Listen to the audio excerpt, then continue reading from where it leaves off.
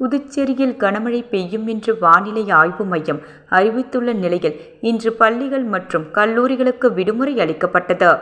புதுச்சேரியில் கடந்த 3 நாட்களாக வானம் மேகமூட்டத்துடன் காணப்பட்ட நிலையில் அவ்வப்போது மிதமான மழை பெய்து வருகின்றது. மேலும் இன்று கனமழை பெய்யும் என்று வானிலை ஆய்வு மையம் அறிவித்து உள்ளது. இதனால் புதுச்சேரியில் உள்ள அரசு மற்றும் தனியார் பள்ளிகள் மற்றும் கல்லூரிகளுக்கு இன்று விடுமுறை அறிவிக்கப்பட்டுள்ளது. மேலும் காலை முதல் மிதமான சாரல் மழை பெய்து வரும் நிலையில் கடல் சீற்றத்துடன் காணப்படுகிறது. இதனால் கடற்கரைக்கு வரும் பொழுது பொதுமக்கள் கடலில் இறங்கவோ குளிக்கவோ தடை விதிக்கப்பட்டுள்ளது.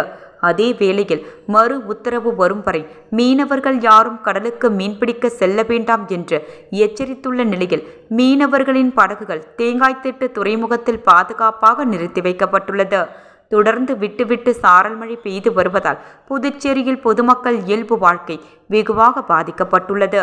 தொடர்ந்து 3 நாட்களாக வானம் மேகமூட்டத்துடன் காணப்பட்டு அவ்வப்போது சாரல் மழை பெய்து வருவதால் புதுச்சேரியில் இதமான சூழ்நிலை நிலவி வருகிறது.